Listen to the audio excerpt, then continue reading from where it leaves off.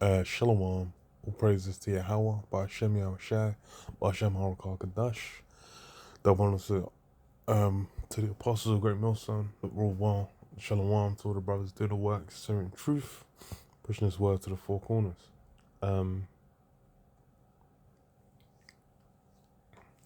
So yeah, in the UK, it's like there's been a push for like ID cards where you basically have all your info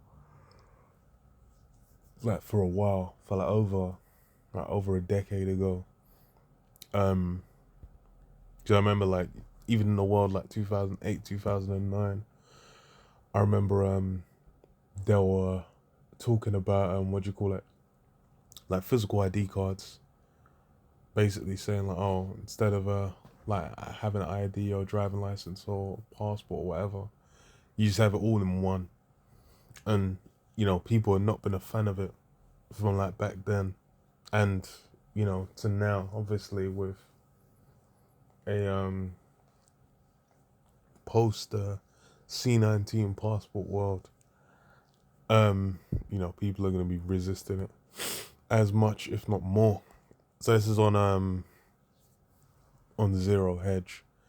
It says what Brits should take Rishi Sunak's pledge not to launch digital ID of a truckload of salt. And yeah, he's not wrong, because these things are going to be implemented, but as it was with the pandemic, you need the right ramp up, the right build up, justification beforehand, to pull it off. So I said these were the words of UK Prime Minister Rishi Sunak's spokesman a couple of days ago. Note that the rather unusual use of the word physical. Well, he said what? What he said? Okay, there are no plans to introduce digital ID. Our position on physical ID cards remains unchanged. Yeah. So I said the rather unusual use of the word physical to describe what is generally speaking a non-physical document, digital ID. This has sown all sorts of confusion in a country that is instinctively distrustful of identity cards, and where the debate around digital identity is finally seeping into the public arena. Yeah. So they mention like physical ID cards because that's what man have been talking about. But now it really would just all be digital. Because the statement came in response to former Prime Minister Tony Blair's latest attempt to peddle digital identity, this time alongside former Conservative Party leader William Hague. In a joint letter, the two former politicians said everyone in Britain should be given a digital ID incorporating their passport, driving license, tax records, qualifications, and right to work as a cornerstone of a technology revolution in governance. Yeah, so basically trying to unify all those bits of information into one, which, that's basically the precursor to that beast system, the mark.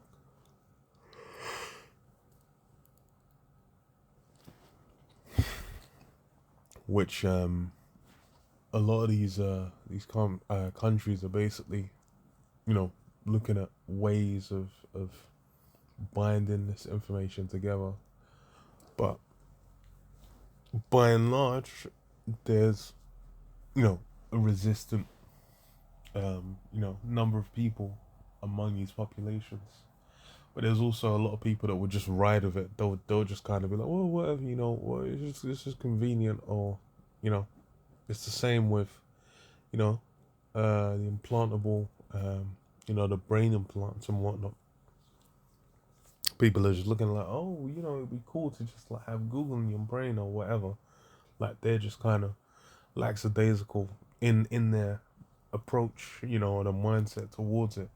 They don't ascribe any, intent to it.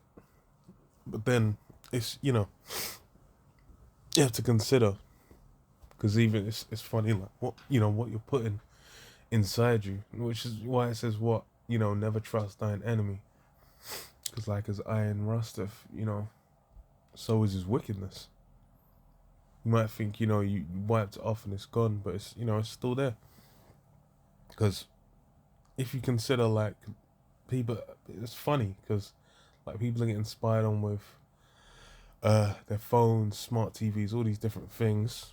Like, all these devices that you utilize, there's already like systems in there that kind of compromise you.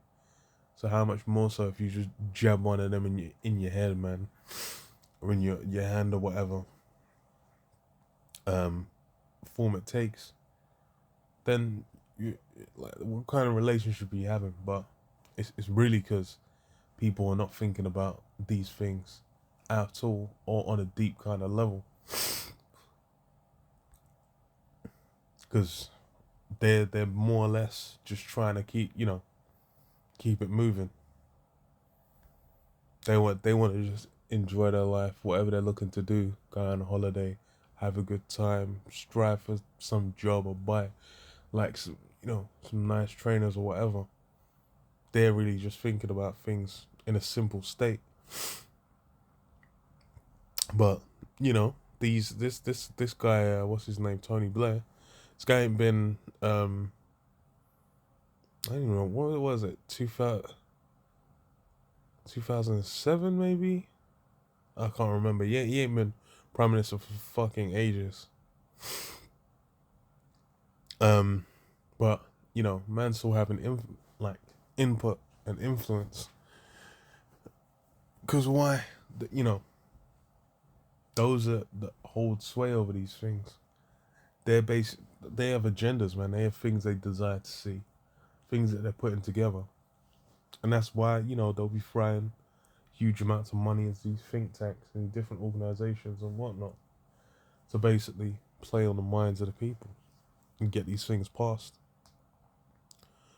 So this is what everyone in Britain should be given a digital ID in court. Well, yeah, I read that. It says, as a cornerstone of a technology revolution in governance, the digital ID system would be secure, private, and decentralized, which makes like, at least with like like Bitcoin being decentralized or something, most cryptos, if you have a private wallet and that private wallet isn't connected to you don't connect, like, use it to any, like, send money to any other place where it's then tied to your name or whatever, then you can actually be anonymous. It can actually be decentralized. But then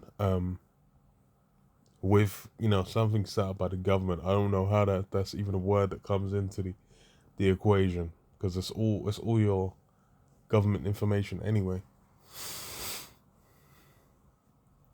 And then it's these men are ones that set up, but that's part of the draw, the appeal. It says, yet would also somehow bring together each individual's data from across all government agencies. Yeah. Other countries are forging ahead, said Haig, for the UK to keep or get ahead and design the state around technology. Which is, well, as far as like the viewpoint, the mindset of the general populace, they're thinking, yeah. Like when what the hell is when Elon Musk was doing his presentation about Neuralink, he's saying like, oh yeah, the only way you're gonna keep up with AI is you get an AI in your brain as well. Which that's the viewpoint a lot kind of people have. They're thinking like, oh, you're gonna end up like the $1 million man, like half cyborg. You're gonna have a cybernetic arm where you can lift, the car, and then you're gonna have in your brain some super computer that lets you just Google and just information flying up in front of your eyes and shit. But these are the things that like how people view technology. Because it says even there, like, the subtitles, what a natural evolution. It says, while Prime Minister Blair tried and ultimately failed to introduce mandatory physical ID cards, he was one of the first prominent proponents of the digital Max passports, as well as June 2020. Yeah, So yeah, he was the one pushing the ID cards back in the day when he was prime minister.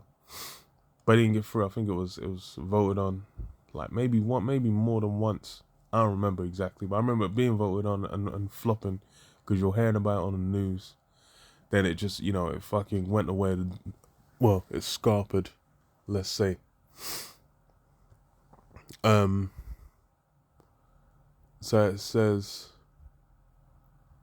Blair told The Independent that people would need a form of digital ID so they could prove their disease status as the world gradually moved out of lockdown. This, he said, is part of a natural technological evolution that encompasses more than C-19 and public health. Yeah, so it's funny as hell because that's the mindset, that's the view, and that's why it's like these systems aren't really the end, because it's basically gonna be like if all your info's in one place, then like they'll just be like, well, why don't you just carry it on your person, and then we'll have all these systems where that that charagma you got, then it will just impact with that. But then it's the same thing. It's just like with social media, man. It's like there's people where they'll be on Instagram for, well, even general, if you're taking pictures on like a smartphone, it'll be tracking like your location in those pictures. So you can upload, like when you upload them to social media, you'll have like a trail of when and where you were at certain locations. And it's funny because that kind of stuff does get used in cases where like recording videos and whatnot. You can have like tags in the videos that will like prove what at what point a video was taken, these kinds of things. But tracking, keeping tabs on people, these things are all being pushed on a heavy level, man. So it's a natural evolution of the way that we use technology in any event to transact daily life. And this sea crisis gives an additional reason for doing that. Yeah, it's when there's the crisis, that's when these things become justifiable. And as well, because it's already like people have been broken in. They've already passed it. They've already done lockdowns. They've already done tracking. They've already done, the passports and whatnot. Those systems already set up. If another hardship comes, another crisis comes, then it'll be like, okay, look, for safety and security, we need to lock this shit down or whatever the hell.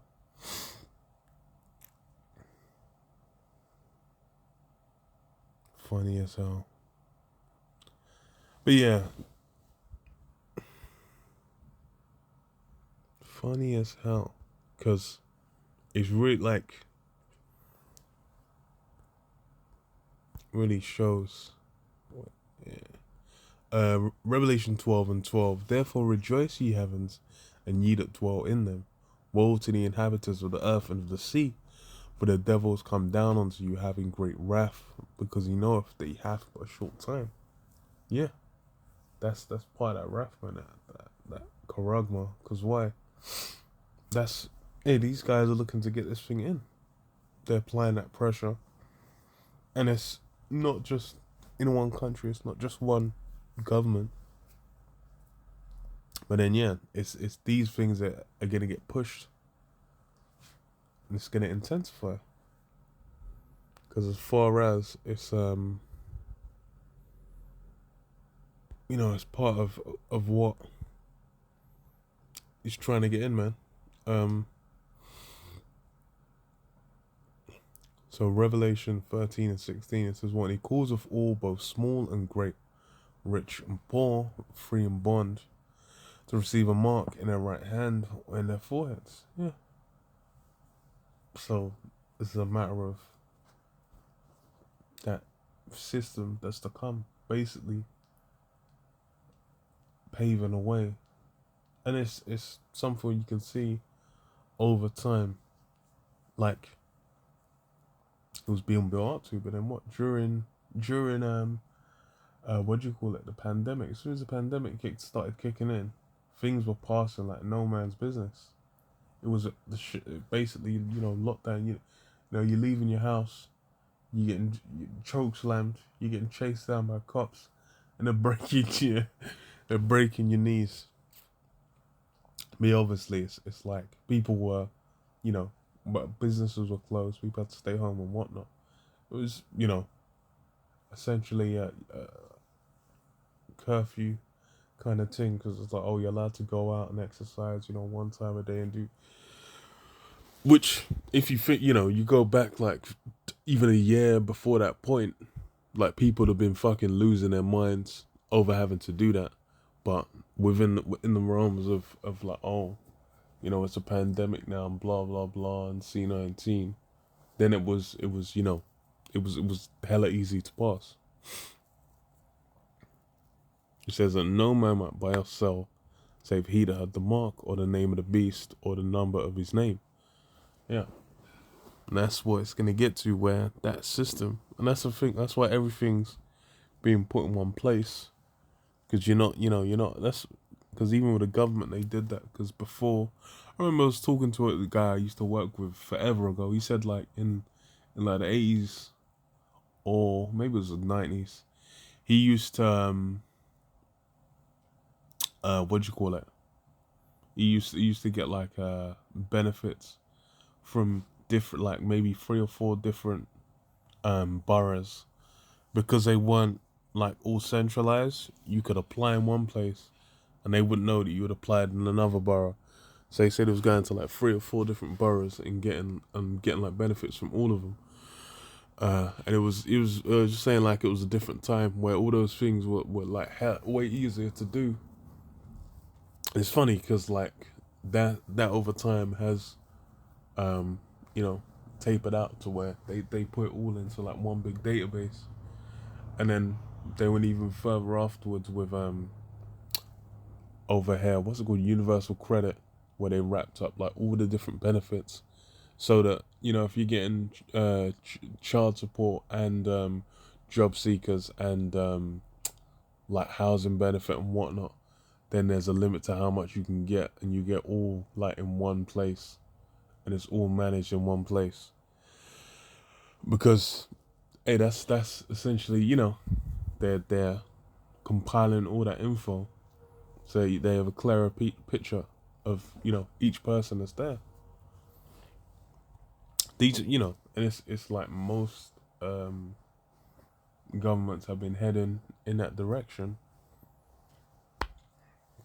and push it with what the CBDC digital currency, you then get the level of control that you have over like the government systems, where you have all people's ID, because you can then set the barometers, set the controls, the systems for how money can even be utilized.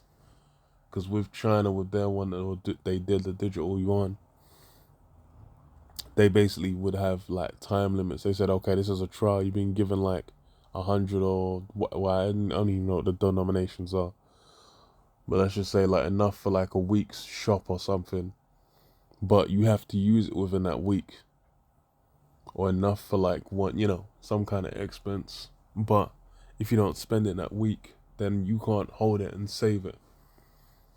So it's like forcing people to spend. And it's funny because with that, like, part of why inflation hit like a truck is because when they did, like, Biden did the what do you call it, like, well, the free, well, even though it wasn't even Biden, it was just all over. It's like the free money was being given. A lot of people put in the stock market, or a lot of people kind of held on to it, and invested it and didn't spend it straight away. So there'll be the appeal, because they'll be like, oh, well, you can say this is a way to, get people to spend it rather than like holding it, which, immediately spending it is meant to help the economy. But that level of control, there's a justification there, and people buy into it because why? They're more or less in a mindset already that hey, the government can do what the government can do. But yeah, all these systems show it's all basically turn into one. And then once it's there, then it's, yeah, it's mercy. But yeah, I'll leave it there. Shalom. Yeah, Shalom.